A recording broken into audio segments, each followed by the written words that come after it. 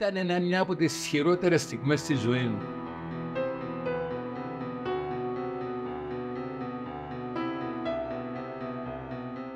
«25 χρόνων τότε ήμουν και λέω, θα τους ξαναδώ». Τα αεροπλάνα ήταν κάτι, νομίζαμε ότι ήταν σαν έργο. Δηλαδή όπως βλέπεις στα έργα να περνάνε τα αεροπλάνα, τα βλέπαμε να περνάνε και να σφυρίζουν από πάνω μας.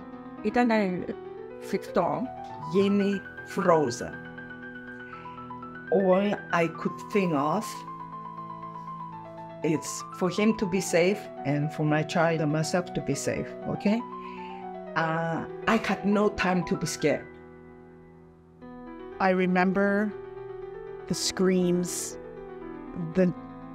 the loud noises, the bombs, and my tío Enrico barreling down the back door to take us. The 8-year-old picks up the gun, and I'm playing war with the gun. I didn't fire any shots. My dad looked at me and he came and gave me the biggest slap on the back of the thing.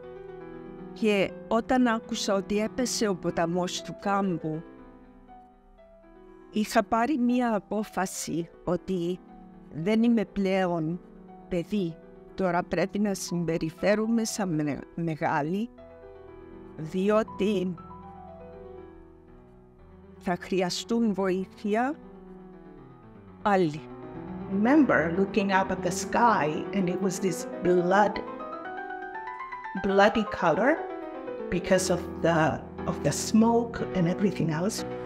Όπως φεύγαμε, να συνεχίζουν οι πόμπες να πέφτουν αριστερά, δεξιά από τα αυτοκίνητα, πάνω σε σπίτια, πάνω σε δέντρα, πάνω σε δρόμους. You could see the branches falling down from the bullets and you just running under the bullets to take the cases of ammunition to the φυλάκια. Και έκανα έτσι, έπιασα, ήταν μια σφαίρα ζεστή.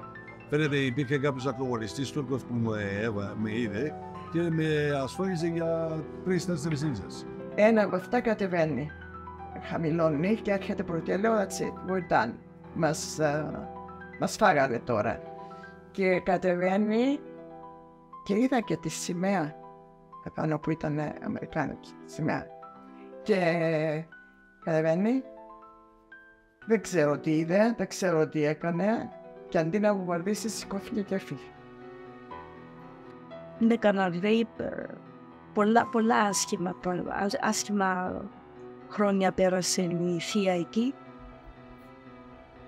Let's just pause for a second.